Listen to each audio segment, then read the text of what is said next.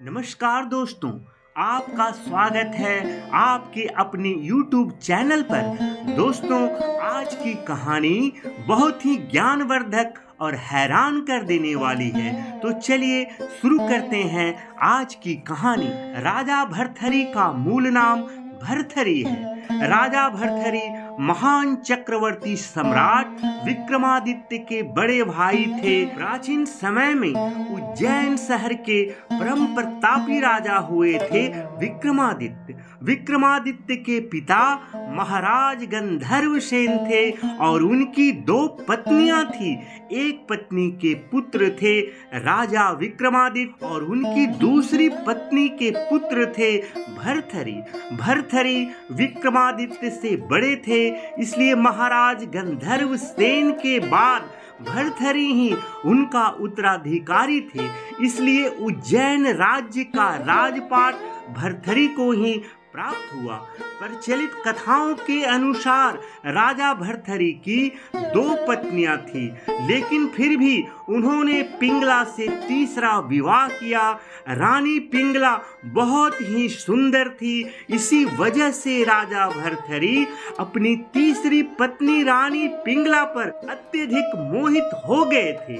आज की इस कहानी में हम लोग यही जानेंगे कि कैसे रानी पिंगला ने राजा भर्तहरि को संन्यास लेने पर मजबूर कर दिया और गुरु गोरखनाथ जी के द्वारा ली गई राजा भर्तहरि की परीक्षाएं तो सच में बहुत हैरान कर देने वाली है। तो चलिए शुरू करते हैं आज की यह रोचक और हैरत अंगेज कर देने वाली कहानी। कथाओं के अनुसार प्राचीन समय की बात है। उज्जैन नगर में बहुत ही गुणवान, बुद्धिमान और बड़े प्रतापी राजा भर्तहरि राज्य करते थे। राजा भर्तहरि धर्म और नीति शास्त्र के बहुत बड़े ज्ञाता थे। उनकी 2 रानियां थी। एक दिन जब राजा भर्तहरि घोड़े पर सवार होकर शिकार के लिए जंगल की ओर जा रहे थे तो रास्ते में एक और राज्य आया। राजा भर्तहरि जब उस राज्य से गुजर रहे होते हैं तभी उन्हें एक बहुत ही सुंदर स्त्री बैठी हुई दिखाई देती है। राजा की नजर उस स्त्री पर पड़ती है तो वह राजा के मन को भा जाती है और उनके मन में उस स्त्री से विवाह करने के विचार आता है। राजा भर्तहरि अपने घोड़े से उतरकर उस स्त्री के पास जाते हैं और उनसे कहते हैं, हे सुंदरी, तुम कौन हो और तुम कहाँ रहती हो? राजा की बात सुनकर स्त्री राजा से कहती है कि हे राजन, पहले आप हमें यह बताएं कि आप कौन हैं और आप मुझसे यह सब क्यों पूछ रहे हैं? राजा उस स्त्री से कहते हैं, हे सुंदरी, मैं उज्जैन का राजा भर्तहरि हूँ। मैं तुम्हारे तेजस्वी और आकर्षक रूप को देखकर मैं आपसे मोहित हो चुका हूँ और मैं तुमसे विवाह करना चाहता हूँ। इसके बाद राजा भर्तहरि उस स्त्री से पूछते हैं, क्या तुम मेरे इस विवाह के प्रस्ताव को स्वीकार करोगी? तब वह सुंदर स्त्री राजा भर्तहरि से कहती है, राजन, मैं आपसे विवाह तो कर सकती हूँ, परंतु मुझसे पहले विवाह करने के लिए आपको मेरे पिताजी से आज्ञा लेनी होगी, क्योंकि मेरे माता पिता ने मुझे जन्म दिए हैं और मैं उनकी आज्ञा के बिना या उनकी आज्ञा के विरुद्ध जाकर कोई ऐसा कार्य नहीं करूंगी जिनसे मुझे या मेरे परिवार को पछताना पड़े। उस स्त्री की बात सुनकर राजा भर्तहरि उनकी बात से सहमत हो गए। स्त्री के पिता उस राज्य के राजा थे। उसके बाद राजा भर्तहरि उस स्त्री के पिता के पास जाते हैं। राजा भर्तहरि उनसे कहते हैं, हे महाराज, मैं इस राज्य के पास वाले राज्य उज्जैन का राजा भर्तहरि हूँ। मैंने जैसे ही अपने राज्य को पार करके आपके राज्य में प्रवेश किया तो मुझे आपकी सुंदर और आकर्षक पुत्री दिखाई दिया। हे महाराज, मुझे आपकी पुत्री बहुत ही सुंदर लगी और मैंने उसे देखते ही उनसे प्रेम कर बैठा हूँ और मैं आपकी पुत्री से विवाह करना चाहता हूँ। हे महाराज, मैं आपकी पुत्री को पूरे मान सम्मान के साथ रानी बनाकर सदा उन्हें खुश रखूंगा, इसलिए कृपा कर मुझे उनसे विवाह करने की आज्ञा दें। राजा भर्तृहरि की बातों को सुनने के बाद वह राजा काफी सोच विचार करने के बाद आखिरकार राजा भर्तृहरि से अपनी पुत्री का विवाह करने की अनुमति दे देते हैं और उसके बाद वह राजा अपनी पुत्री से राजा भर्तृहरि का विवाह करवा देते हैं। राजा भर्तृहरि अपनी अति सुंदर पत्नी रानी पिंगला को साथ लेकर वापस अपने राज्य उज्जैन आ जाते हैं। राजकुमारी पिंगला से विवाह करके राजा भर्तृहरि भी बहुत खुश होते हैं, क्योंकि उनके जैसा कोई स्त्री उनके राज्य में कोई दूसरा नहीं था। राजा भर्तृहरि अपनी पत्नी की सुंदरता को देखकर अपने आप को बहुत ही भाग्यवान समझने लगे। राजा अपनी इस तीसरी पत्नी के ऊपर काफी मोहित थे और वे उस पर अंधविश्वास भी करते थे। राजा भर्तृहरि अब अपनी पत्नी पिंगला के रूप, सौंदर्य, उनके आकर्षण में, उनके माया मोह में इतने डूब गए कि अपने राज्य के प्रति अपने कर्तव्यों को भी भूल गए थे। अब उनका ज्यादा वक्त पिंगला रानी से प्रेम प्रसंग में ही बीत रहा था और उनका ध्यान अपने राजपाट से बिल्कुल दूर हो चुका था। और इसी प्रकार धीरे धीरे कुछ वर्ष निकल गया। एक दिन की बात है, राजा भर्तृहरि अपने सैनिकों के साथ जंगल में शिकार के लिए गए। उन्होंने वहीं देखा कि एक पत्नी अपनी मृत पति की चिता में कूदकर अपनी जान दे दी। राजा भर्तृहरि यह देखकर बहुत ही आश्चर्यचकित हो गए।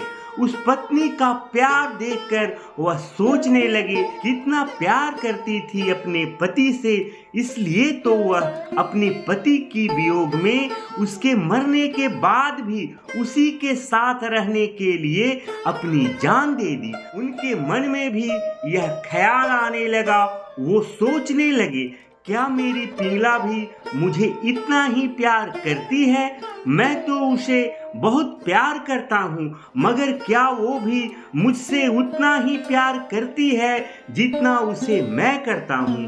अपने महल में वापस आकर राजा भर्तृहरि जब यह घटना अपनी पत्नी पिंगला से कहते हैं तो रानी पिंगला कहती है, मैं तो समाचार सुनकर ही मर जाऊंगी। चिता में डूबने के लिए उस वक्त तक वह जीवित ही ना रहेगी। राजा भर्तृहरि यह बात सुनकर बहुत खुश होते हैं और अपनी पिंगला रानी को गले लगा लेते हैं और मन ही मन यह सोचने लगते हैं कि रानी की परीक्षा वह जरूर लेंगे। कुछ दिनों के बाद राजा भर्तृहरि फिर अपने सैनिकों के साथ जंगल में शिकार के लिए गए तो उनकी नजर एक हिरन पर पड़ती है और उस पे तीर चलाकर हिरन को घायल कर देते हैं। हिरन के उस घाव से खून बहने लगता है। उस खून को देखकर राजा भर्तृहरि मन ही मन सोचने लगते हैं, मैं अपनी पत्नी पिंगला से बहुत प्यार करता हूँ, परंतु आज मैं पिंगला का भी परीक्षा लूंगा और देखूंगा कि जितना प्रेम मैं पिंगला से करता हूँ, क्या मेरी पिंगला भी मुझे उतना ही प्रेम करती है।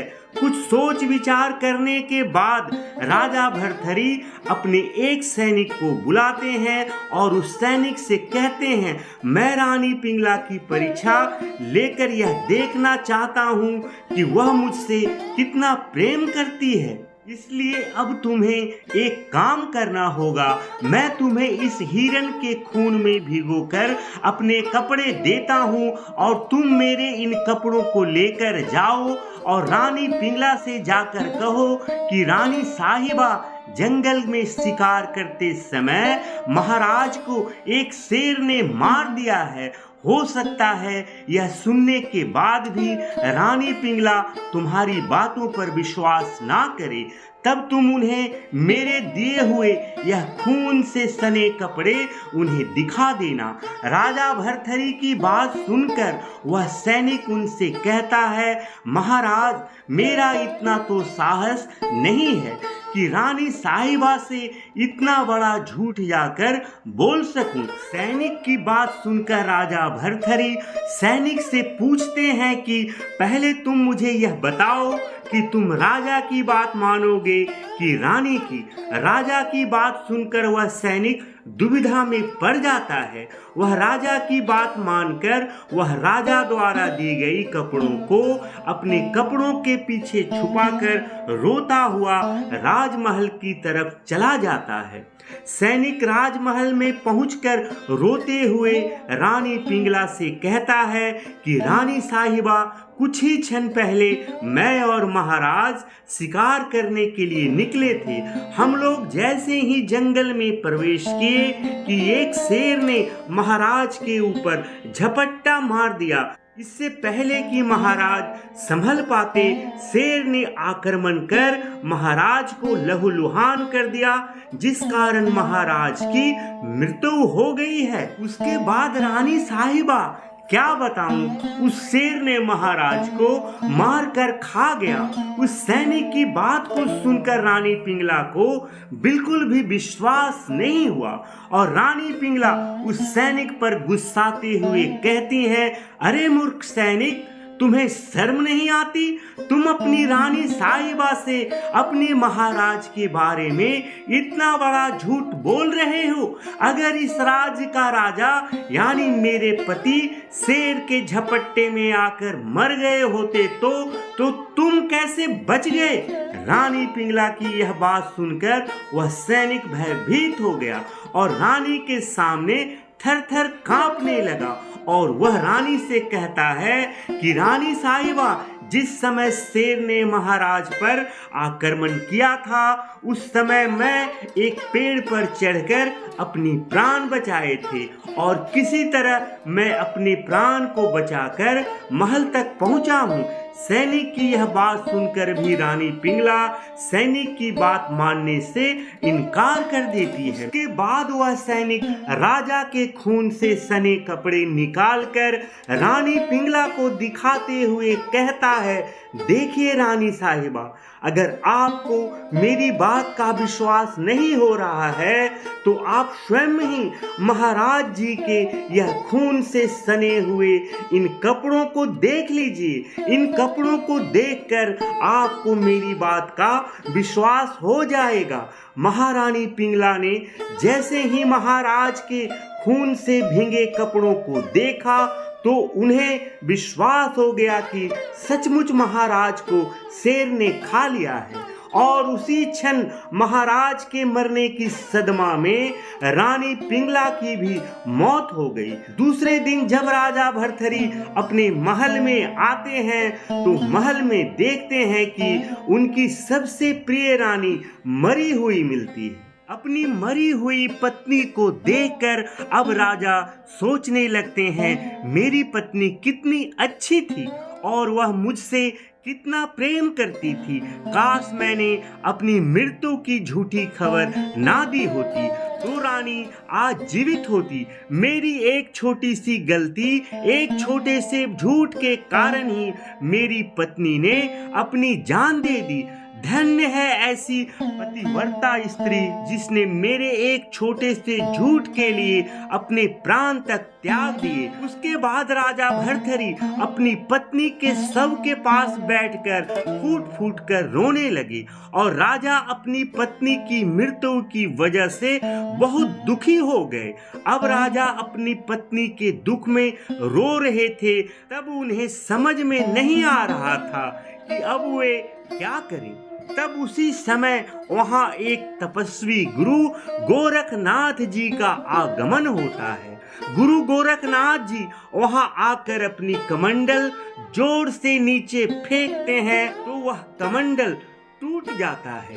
तब गुरु गोरखनाथ जी राजा से पूछते हैं, राजन तुम क्यों रो रहे हो? तब राजा उस साधु महाराज से कहते हैं, महाराज मैं अपनी पत्नी से बहुत प्रेम करता था परंतु मैं अपनी पत्नी की यह परीक्षा लेना चाहता था कि जितना प्रेम मैं अपनी पत्नी से करता हूँ, क्या उतना ही प्रेम मेरी पत्नी मुझसे करती है या नहीं।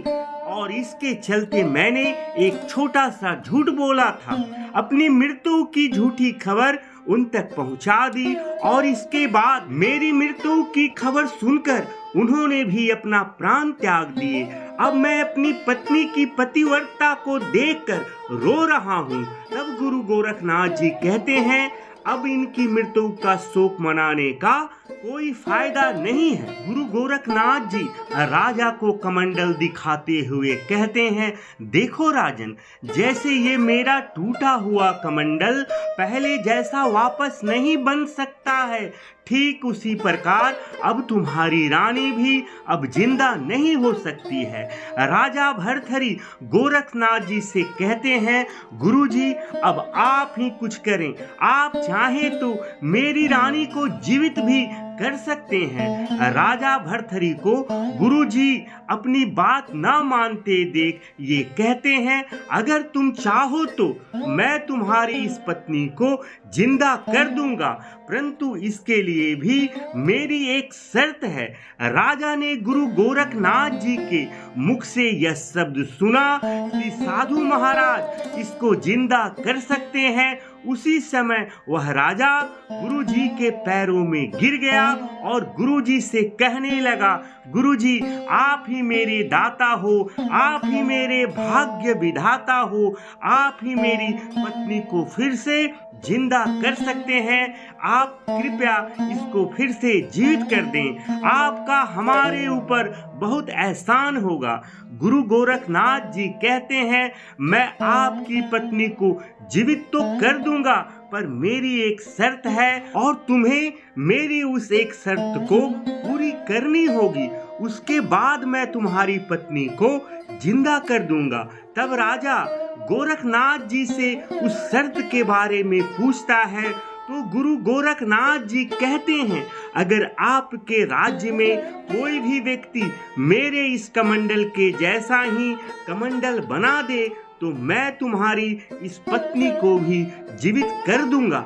राजा गोरखनाथ जी की इस बात को सुनकर अपने राज्य के सभी कारीगरों को अपने महल में बुलवाते हैं और उन्हें गुरु गोरखनाथ जी के जैसा ही कमंडल बनाने का आदेश देते हैं। साथ ही साथ राजा यह घोषणा भी करते हैं कि जो भी कारीगर गुरु जी के जैसा कमंडल बनाएगा उसे आधा राज्य सौंप दूंगा। राजा की घोषणा सुनकर सभी कारीगरों ने आधा राज्य पाने की लालसा में सुंदर सुंदर कमंडल बनाए, पर किसी भी कारीगर से गुरुजी के जैसा कमंडल नहीं बना। तो गुरुजी मना कर देते हैं, तो वह राजा गुरुजी के चरणों में गिर पड़ता है और गुरु गोरखनाथ जी से विनती करते हुए कहता है, गुरुजी हम आपकी यह शर्त को तो पूरी नहीं कर पाए, हम इसमें विफल रहे,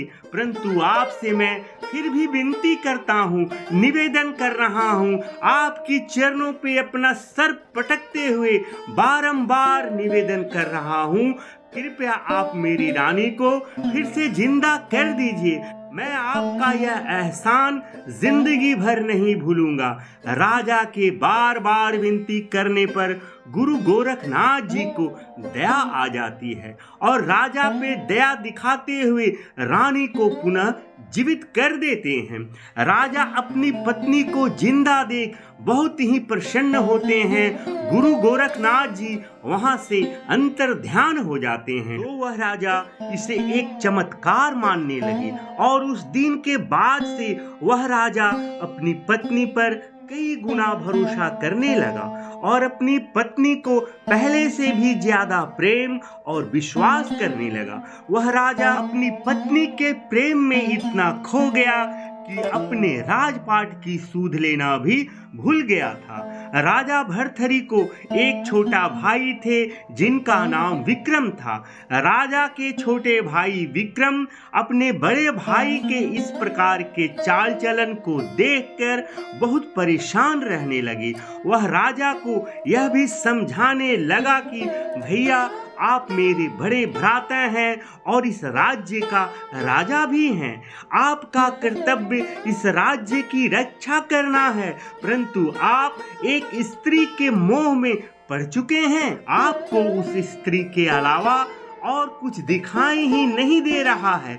विक्रम इस तरह की बातें अपने बड़े भाई को बार बार समझाता, परंतु वह राजा अपनी पत्नी के मोह में इतना खो गया था कि उसे कुछ समझ में आ ही नहीं रहा था। एक दिन की बात है, राजा भर्तृहरि का छोटा भाई विक्रम अपने अस्तबल में जाते हैं। वहां पर कुछ घोड़े बहुत ही कमजोर दिखाई पड़ते हैं। विक्रम उस सैनिक से पूछते हैं जो घोड़ों का ध्यान रखता था कि हम लोग इन घोड़ों को इतनी अच्छी भोजन खिलाते हैं, फिर भी दिन ब दिन ये घोड़े इतने कमजोर क्यों होते जा रहे हैं। मैं यह सब कई दिनों से देख रहा हूँ कि घोड़े की खुराक तो अच्छी मिलती है, मगर ये कमजोर होते जा रहे हैं। आखिर ऐसा क्यों हो रहा है। उसके बाद वह सैनिक राजा के छोटे भाई विक्रम को बताता है, महाराज, आज मैं आपको सच बात बता ही देता हूँ।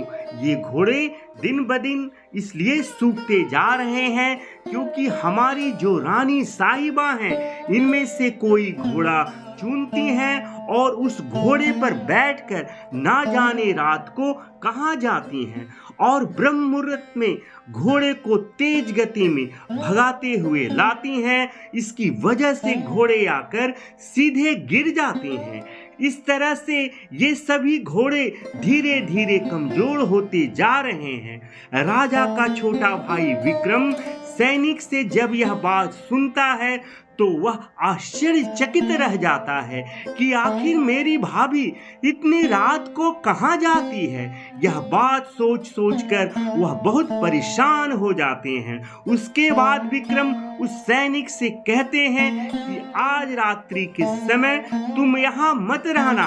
आज रात्रि के समय घोड़ों के पास मैं रहूंगा और घोड़ों की रखवाली मैं करूंगा। आज मैं देखूंगा आखिर रात में हमारी भाभी जी कहाँ जाती हैं और क्यों जाती हैं। उसके बाद विक्रम ने उस सैनिक को वहां से जाने का आदेश दे दिए और स्वयं उन घोड़ों की देखभाल करने लगी। जैसे ही रात्रि के 2 बजते हैं तो राजा का भाई विक्रम देखते हैं कि उनकी भाभी आती है और उन घोड़ों में से एक फुर्तीला घोड़ा चुनकर उनके ऊपर बैठती हैं और जैसे ही जाने लगती हैं, विक्रम उनके घोड़े के सामने आ जाते हैं और अपनी भाभी को जाने से रोक लेते हैं। तो रानी विक्रम से कहती है, देवर जी, आप मेरे रास्ते के बीच में क्यों आए हैं। अपनी भाभी की बात सुनकर विक्रम उनको कोई जवाब नहीं देते हैं और उनसे सीधे एक ही प्रश्न का जवाब पूछते हैं। पहले आप मुझे यह बताइए कि इतनी रात को आप किससे मिलने जा रही हैं। विक्रम की यह बात सुनकर रानी हड़बड़ा जाती है। घबराहट के मारे उसे पसीना आने लगता है, फिर भी वह विक्रम को कुछ नहीं बताती। रानी की चुप्पी देखकर विक्रम समझ जाता है कि यह कहीं ना कहीं किसी से मिलने जा रही है। यह मेरे भाई और इस राज्य के राजा को धोखा दे रही है। विक्रम को देखकर रानी घोड़े से उतर जाती है और अपने महल में जाकर वापस सो जाती है। परंतु जैसे ही वह सुबह सोकर उठती है, वो रानी सोचने लगती है कि आज मुझे जाते हुए मेरे देवर जी ने मुझे पकड़ा है और वह मुझ पर भी शक कर रहे हैं। जैसे ही वह सोकर उठेंगे तो वह अपने बड़े भाई यानी मेरे पति को सारी बातें बता देंगे, इसलिए वो उन्हें सारी बातें बताएं। उससे पहले ही मैं क्यों ना कुछ ऐसा करूं जिससे मेरे पति पर विक्रम की बात का कोई असर ना पड़े और उसके बाद वह रानी अपनी तिर्या चरित्र को दिखाने लगती है। वह राजा भर्तहरि के आने से पहले अपने बालों को खोल देती है, वह अपने कपड़े को भी फाड़ लेती है और वह जमीन पर लेट जाती है। जैसे ही राजा भर्तहरि नींद से उठकर खड़ा होते हैं तो वह देखते हैं कि रानी जोर जोर से रो रही है। राजा भर्तहरि अपनी रानी से कहते हैं, हे प्रिय, आखिर तुम नीचे क्यों पड़ी हो और तुम क्यों रो रही हो? तुम्हारे इन कपड़ों को किसने फाड़ा है? तब रानी चालाकी के साथ आंसू बहाते हुए अपनी बात कहती है कि मैं आपको क्या बताऊं कि आपके भ्राता, आपके छोटे भाई विक्रम ने आज मेरी इज्जत पर हाथ डाला है। मुझ जैसी पतिव्रता स्त्री पर अपनी गंदी निगाह डाली है। एक छोटे से झूठ के लिए उस रानी ने राजा के लिए अपनी जान तक दे दी थी। इसलिए राजा अपनी रानी पर पूर्ण विश्वास करता था। राजा को उसकी बात पर विश्वास भी हो जाता है। राजा भर्तहरि जैसे ही इस बात को सुनते हैं तो वह अपने छोटे भाई विक्रम को बुलाते हैं और उसे जोर जोर से डांटने लगते हैं, उसे इसकी सजा देने की बात कहते हैं। तब राजा सोचते हैं यह मेरा छोटा भाई है, इसलिए इसे मृत्यु दंड देना अच्छा तो नहीं रहेगा। तब राजा अपने भाई से कहते हैं, विक्रम, आज तुमने अपनी माँ के समान भाभी के साथ गलत किया है, इसलिए मैं तुम्हें यह सजा देता हूँ कि आज से तुम इस राज्य से दूर चले जाओ और अपने जीवन में कभी भी तुम इस राज्य में वापस लौटकर मत आना। विक्रम जब अपने बड़े भाई के मुख से यह आदेश सुनते हैं तो उनकी आदेश का पालन करते हैं और वह वहां से दूर चले जाते हैं। परंतु जाते जाते विक्रम अपने बड़े भाई से कहते हैं, मैं यहाँ से जा तो रहा हूँ, लेकिन जाने से पहले मैं आपसे एक बात कहता हूँ कि आप अपनी जिस पतिव्रता पत्नी पर इतना गुमान कर रहे हैं ना, उससे बचकर रहिएगा। इतना कहकर विक्रम उस राज्य को छोड़कर चले जाते हैं। उनके जाने के बाद रानी बहुत खुश हो जाती है। अब उन्हें किसी प्रकार का भय नहीं था। उस रात फिर से रानी उससे मिलने जाती है जिस पुरुष से वह रानी पहले मिलने जाया करती थी, और उस पुरुष से मिलने पर उस पुरुष से कहती है कि तुम इस जंगल में रोजाना मत आया करो और मैं भी अब तुमसे मिलने इस जंगल में नहीं आया करूंगी।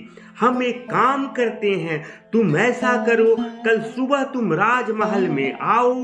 राजमहल में आकर तुम मेरे पति यानी राजा से महल में नौकरी के लिए आवेदन करना और उसके बाद तुम महल में ही रहना। जब तुम महल में रहोगे तो हमारी मुलाकात रोजाना ही होगी। और उस पुरुष से बात करके वह महारानी वापस महल में ही आ जाती है और जैसे ही सुबह होती है रानी का वह प्रेमी महल में आता है। राजमहल में आकर वह राजा भर्तहरि से निवेदन करने लगता है कि हे राजन, मैं आपके पास के ही राज्य के नगर से आया हूँ और मेरे घर में एक बूढ़ी माँ है और वह बहुत बीमार है और मुझे कहीं कुछ काम नहीं मिल पा रहा है। आप मेरी मदद कर दें तो मेरी घर का गुजारा हो जाएगा, मैं अपनी बूढ़ी माँ का ठीक से ख्याल रख पाता।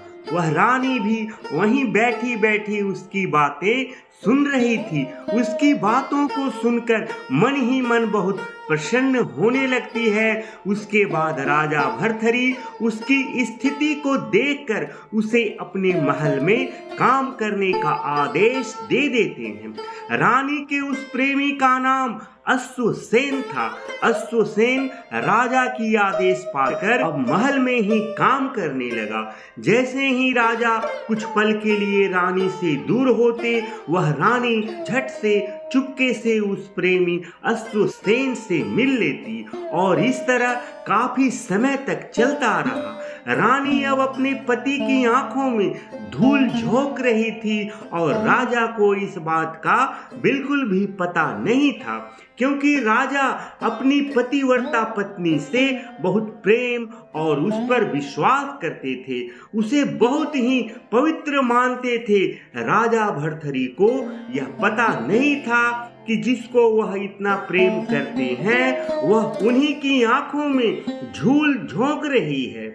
उसके बाद फिर एक दिन राजा भर्तृहरि जंगल में शिकार करने जाते हैं। तब जंगल में राजा को वहीं तपस्वी संत गुरु गोरखनाथ जी दिखाई देते हैं, जिन्होंने रानी को जिंदा किए थे।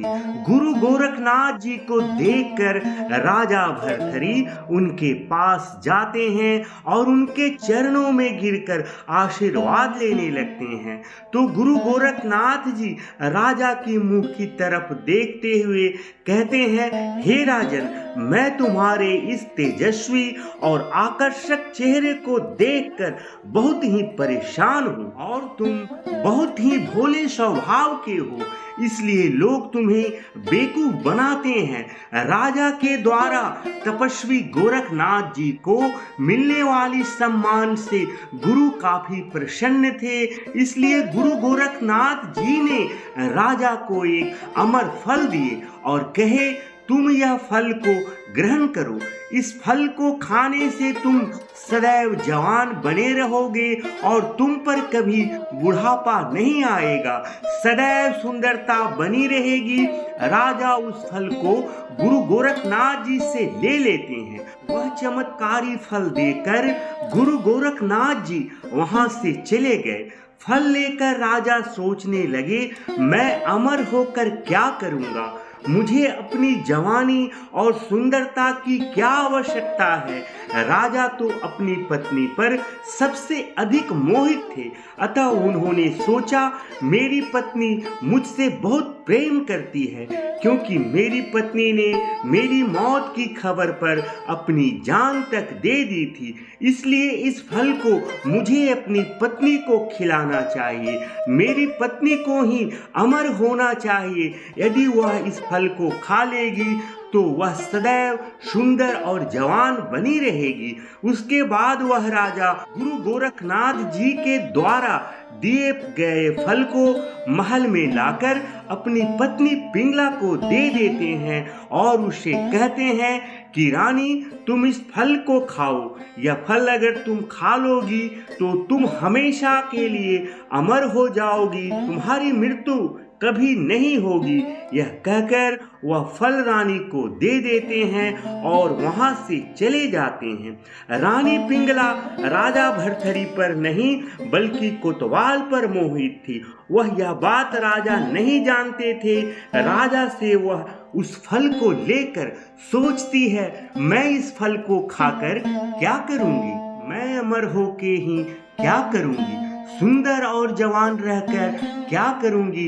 मैं तो अपनी जान से भी ज्यादा प्यार अपने प्रेमी कोतवाल अश्वसेन से करती हूँ, इसलिए इस फल को मेरे प्रेमी कोतवाल अश्वसेन को ही खाना चाहिए और उसे ही अमर होना चाहिए। और उसके बाद उस फल को रानी अपनी प्रेमी कोतवाल को दे देती है। वह कोतवाल एक वेश्या से प्रेम करता था। जैसे ही कोतवाल उस चमत्कारी फल को अपने हाथ में लेता है और कोतवाल सोचने लगता है कि आखिरकार मैं अमर होकर ही क्या करूंगा, यौवन और सुंदरता की मुझे क्या जरूरत है, इसलिए मुझे यह फल नहीं खाना चाहिए, बल्कि यह फल तो उस वेश्या को खाना चाहिए जिससे मैं बहुत प्यार करता हूँ। अगर वह यह फल खा लेगी तो सदा जवान और सुंदर बनी रहेगी और मैं भी तो उसको बहुत प्यार करता हूँ। और उसके बाद वह फल लेकर वेश्या के पास चला जाता है और जाकर वेश्या से कहता है, तुम इस फल को खा लेना, क्योंकि यह बहुत ही चमत्कारी फल है। इस फल को खाने के बाद तुम हमेशा के लिए जवान और सुंदर के साथ ही साथ अमर हो जाओगी, तुम्हारी मृत्यु कभी भी नहीं होगी। यह कहकर कोतवाल वह फल अपनी प्रेमिका को दे देता है और वहां से चला जाता है। उसके बाद वह वेश्या उस चमत्कारी फल को देखकर सोचने लगती है कि आखिरकार इस फल को खाकर अमर होकर मैं क्या करूंगी। मैं जीवित रहकर ही कौन सा सिद्धियां प्राप्त कर लूंगी। मैं नरक के समान रहकर अपनी जिंदगी बिता रही हूँ और हमेशा नरक में ही रह जाऊंगी। इसलिए इस फल को सबसे ज्यादा जरूरत हमारे राजा को है। मुझे इस फल को इस राज्य के राजा को ही देना चाहिए, क्योंकि वे इस राज्य के पालक हैं। राजा सबका ध्यान रखते हैं। राजा हमेशा जवान रहेंगे तो लंबे समय तक प्रजा को सभी सुख सुविधा देते रहेंगे। इसलिए इस चमत्कारी फल का सही हकदार वही है। उस वेश्या को यह बात नहीं पता था कि यह फल उस राजा को एक संत महात्मा ने दिए थे और राजा भर्तृहरि ने उस फल को अपनी पत्नी पिंगला को दिए थे और उसके बाद रानी ने अपने प्रेमी कोतवाल को दिया था और कोतवाल ने उस वेश्या को दी थी। उस फल को देखकर वेश्या सही सोच रही थी कि इस फल को मुझे अपने राजा को दे देनी चाहिए। वह वेश्या उस चमत्कारी फल को लेकर राजमहल में पहुंच जाती है और राजा भर्तृहरि के पास जाकर कहती है, हे राजन, मैं आज इस दरबार में बहुत अद्भुत और चमत्कारी चीज लेकर आई हूँ। तो राजा ने उससे पूछे कि ऐसी कौन सी चमत्कारी चीज है। तो वेश्या कहने लगती है, राजन, आज मैं एक ऐसा फल लेकर आई हूँ जो बहुत ही चमत्कारी है। इस फल को खाने के बाद मनुष्य कभी बूढ़ा नहीं होता है और ना ही कभी उसकी मृत्यु होती है। वह सदा के लिए अमर हो जाता है। उसकी बात सुनकर राजा सोच में पड़ जाते हैं और वह सोचने लगते हैं कि ऐसा ही फल तो उन्हें संत महात्मा ने भी दिए थे। और जैसे ही वह वेश्या वह फल राजा को देती है, फल को देखकर आश्चर्य में पड़ जाते हैं। राजा समझ जाते हैं यह तो वही फल है जो मुझे गुरु गोरखनाथ जी ने दिए थे और मैंने अपनी रानी पिंगला को दे दिए थे।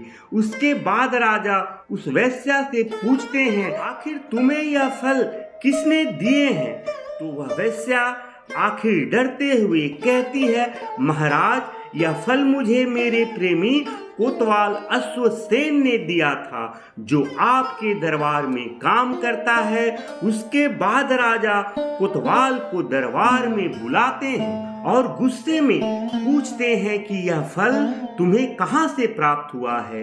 कोतवाल महाराज के गुस्से को देखकर डर जाता है और महाराज से कहता है, महाराज, आप बुरा ना माने तो आपको बता दूं, मुझे यह फल रानी पिंगला ने दिए थे। और कोतवाल के मुंह से जवाब सुनकर राजा हड़बड़ा जाते हैं। उन्हें बहुत आश्चर्य और वो काफी परेशान हो जाते हैं और राजा यह सोचकर कि मैं अपनी पत्नी से बहुत प्रेम करता था, उस पे बहुत विश्वास करता था। उसके बाद वह अपनी पत्नी को बुलाते हैं और उसके बाद वह अपनी पत्नी से कहते हैं, प्रिय, मैंने यह फल तुम्हें दिया था, परंतु यह फल इस कोतवाल के पास कहाँ से आया। राजा की बात सुनकर रानी भी घबरा जाती है। वह भी राजा के पैरों पर गिर जाती है और रानी पिंगला महाराज से कहती है, महाराज, यह सच है कि यह फल मैंने इस कोतवाल को दिए थे और आपके छोटे भाई विक्रम आपसे जो कहा था वह भी सच था। मैं रात्रि के 2 बजे इसी कोतवाल से मिलने जंगल जाती थी। रानी की बात सुनकर राजा भर्तृहरि बहुत पछताने लगते हैं और उसके बाद अपने सैनिकों को बुलाकर अपने छोटे भाई विक्रम को ढूंढने का आदेश देते हैं और अपने भाई विक्रम को गले से लगाकर रोते हुए कहते हैं, मेरे भाई, मुझसे बहुत बड़ी भूल हुई है, लेकिन मुझे बहुत अफसोस हो रहा है। कृपया तुम हमें माफ कर दो। राजा अपनी पत्नी को, उस कोतवाल को और वेश्या को कारागार में डलवा देते हैं और पत्नी की दी गई धोखा से उनके मन में वैराग्य जाग जाता है और वे अपना संपूर्ण राज्य अपने छोटे भाई विक्रम को सौंपकर उज्जैन की एक गुफा में आ गए। राजा भर्तहरि ने उस गुफा में बरसों तक तपस्या की। राजा भर्तहरि की कठोर तपस्या से देवराज इंद्र भयभीत हो गए। इंद्र को लगा कि राजा भर्तहरि वरदान पाकर स्वर्ग पे ही आक्रमण करेंगे। यह सोचकर इंद्र ने भर्तहरि पर एक विशाल पत्थर गिरा दिए।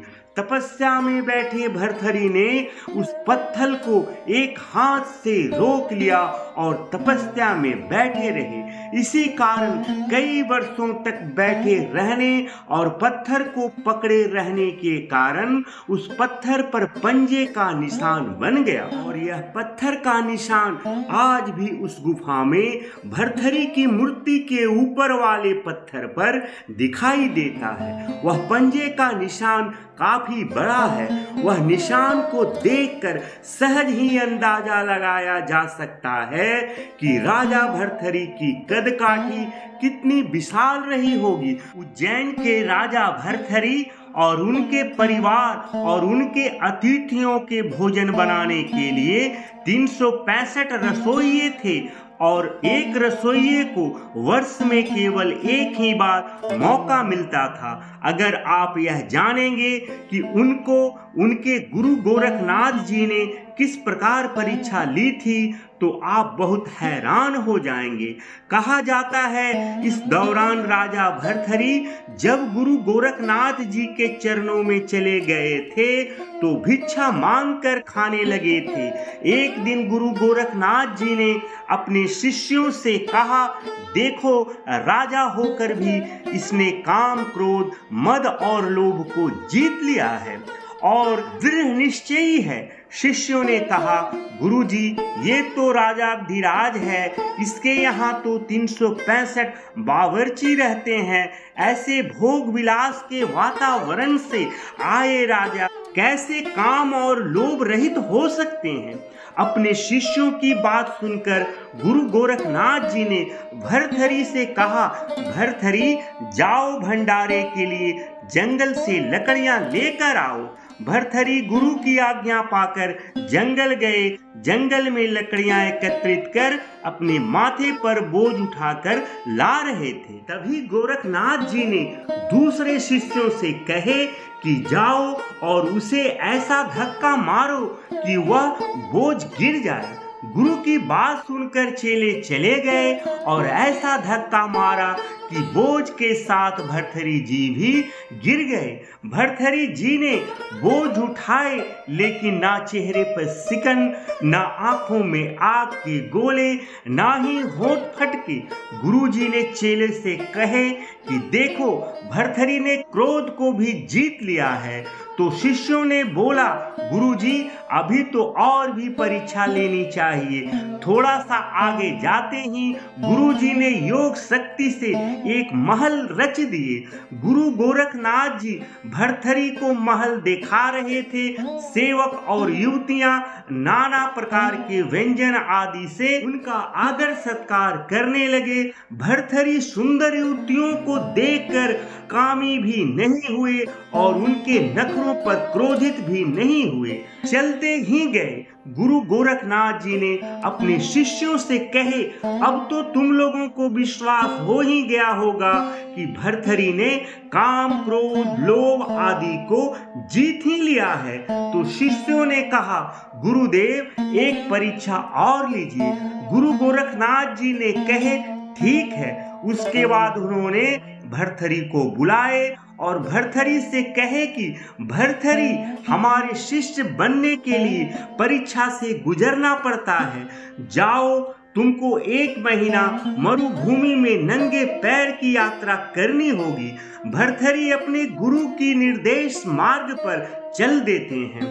पहाड़ी इलाके लांघते लांघते राजस्थान की मरुभूमि पहुंचे। लहकती बालू, कड़कती धूप, मरुभूमि में पैर रखो तो जल जाए। 1 दिन, 2 दिन यात्रा करते करते 6 दिन बीत गए। 7वें दिन गुरु गोरखनाथ जी ने अपनी अदृश्य शक्तियों से अपने शिष्यों को भी साथ लेकर वहां पहुंचे। गुरु गोरखनाथ जी बोले, देखो वह भर्तृहरि जा रहा है। मैं अभी योग बल से वृक्ष खड़ा कर देता हूँ, मगर वह वृक्ष की छाया में भी नहीं बैठेगा।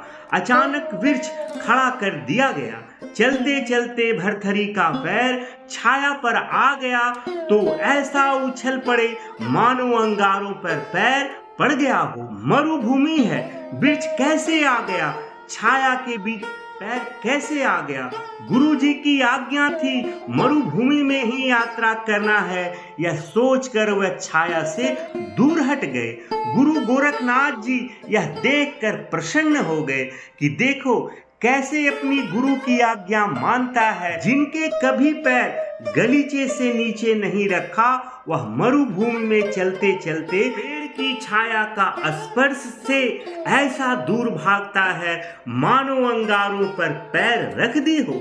गुरु गोरखनाथ जी अपनी शिष्य की दृढ़ता पर मन ही मन बहुत खुश हुए, लेकिन और शिष्यों के मन में ईर्ष्या थी और गुरु जी से बोले, गुरु जी यह सब तो ठीक है, मगर अभी तक इसकी परीक्षा पूरी नहीं हुई। गुरु गोरखनाथ जी रूप बदलकर भर्तृहरि से मिले, जरा छाया का उपयोग कर लो। नहीं, कदापि नहीं, मेरे गुरु जी की आज्ञा है कि नंगे पैर मरुभूमि में ही चलूं। गुरु गोरखनाथ जी ने मन ही मन सोचे, अच्छा ठीक है, कितना चलते हो देखते हैं। थोड़ा आगे चलने पर गुरु गोरखनाथ जी ने योग मंत्र से भर्तृहरि के रास्ते पर कांटे पैदा कर दिए, ऐसे कटीले और नुकीले कांटे कि उनके फटे पुराने कपड़े से बनाया हुआ वस्त्र भी फट गया। पैरों में सूल चुभने लगे, फिर भी भर्तृहरि जी ने आह तक नहीं की और खुशी खुशी उन रास्तों पर चलने लगे और मन ही मन सोचने लगे, गुरु जी ने जो आदेश दिए हैं वही तपस्या है, यह भी गुरु जी की ही कृपा है। फिर उनकी अंतिम परीक्षा के लिए गुरु गोरखनाथ जी ने अपने योग बल से प्रबल ताप पैदा कर दिए। प्यास के मारे भर्तृहरि के प्राण कंठ तक आ गए। तभी गुरु गोरखनाथ जी ने उनके पास एक हरा भरा वृक्ष खड़ा कर दिए, जिनके नीचे सुराही और सोने की प्याली रख दिए। एक बार तो भर्तृहरि ने उनको देखा, पर उन्हें तुरंत ख्याल आया कि कहीं गुरु जी की आज्ञा तो भंग नहीं हो रही है। उनका इतना सोचना ही था कि सामने से गुरु गोरखनाथ जी दिखाई दिए। भर्तृहरि ने उन्हें दंडवत प्रणाम किए और गुरु जी बोले, शाबाश भर्तृहरि, वर मांग लो, अष्ट सिद्धि दे दूं, नव सिद्धि दे दूं। तुमने सुंदर सुंदर व्यंजन का त्याग किया है, युक्तियां तुम्हारे चरण पखारने के लिए तैयार थी, लेकिन तुमने उनका त्याग कर दिया, उनके चक्कर में नहीं आए, इसलिए तुम्हें जो भी मांगना है मांग लो। इसके बाद भर्तृहरि बोले, हे गुरुदेव, बस आप मुझसे प्रसन्न हैं, मुझे सब मिल गया। एक शिष्य के लिए गुरु की प्रसन्नता ही सब कुछ है। आप मुझसे खुश हो गए हैं तो मेरे सारे पुण्य कर्म, सारी तपस्या सब सफल हो गए। गुरु गोरखनाथ जी बोले, नहीं भर्तृहरि, अनादर मत करो, तुम्हें कुछ ना कुछ तो लेना ही पड़ेगा, कुछ ना कुछ तो मांगना ही पड़ेगा। गुरु की यह बात सुनकर भर्तृहरि सोच में पड़ गए कि मैं अब क्या करूं। इतने में उन्हें रेत में चमचमाती एक सुई पड़ी हुई दिखाई दी।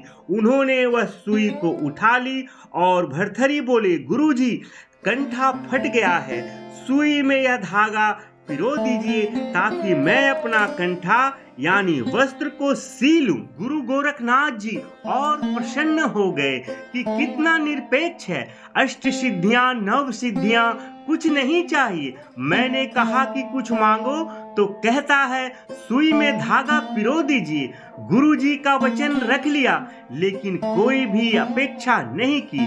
भर्तृहरि तुम धन्य हो गए। कहाँ उज्जैनी का सम्राट नंगे पैर मरुभूमि में 1 महीना भी नहीं होने दिया, 7-8 दिन में ही परीक्षा में पास हो गए। आज भी उज्जैन में भर्तृहरि जी की गुफा स्थित है। इसके संबंध में यह माना जाता है कि यहाँ राजा भर्तृहरि ने तपस्या की थी। यह गुफा शहर से बाहर एक सुनसान इलाके में है। गुफा के पास ही शिप्रा नदी बह रही है। गुफा के अंदर जाने का रास्ता काफी छोटा है। जब हम इस गुफा के अंदर जाते हैं तो हमें सांस लेने में भी कठिनाइयां महसूस होती है। गुफा की ऊंचाई भी काफी कम है, अतः अंदर जाते समय काफी सावधानी रखनी होती है। यहाँ पर एक गुफा और है जो कि पहली गुफा से छोटी है। यह गुप्ती चंद की गुफा है जो कि भर्तृहरि के भतीजे थे। यहाँ प्रकाश भी काफी कम है, गुफा में अंधेरा दिखाई देता है। यहाँ की छत बड़े बड़े पत्थरों के सहारे टिकी हुए हैं। गुफा के अंत में राजा भर्तृहरि की प्रतिमा है और इस प्रतिमा के पास ही एक और गुफा का रास्ता है। इस दूसरे गुफा के बारे में ऐसा बोला जाता है, ऐसा माना जाता है कि यहाँ से चारों धाम का रास्ता है। गौर से देखने पर आपको गुफा के अंत में इनको एक गुप्त रास्ता दिखाई देगा जिसके बारे में कहा जाता है यहाँ से चारों धाम का रास्ता जाता है। गुफा में भर्तृहरि जी की प्रतिमा के सामने एक धूनी भी है जिसकी आग हमेशा गर्म रहती है। दोस्तों, यह वीडियो यहीं पे समाप्त होती है। आशा करता हूँ आपको राजा भर्तृहरि जी और गुरु गोरखनाथ जी की यह कहानी पसंद आई होगी। अगर आपको यह कहानी पसंद आई हो तो वीडियो को लाइक करें, चैनल को सब्सक्राइब करें। वीडियो को अंत तक देखने के लिए आपका बहुत बहुत धन्यवाद। जय बाबा गोरखनाथ जी।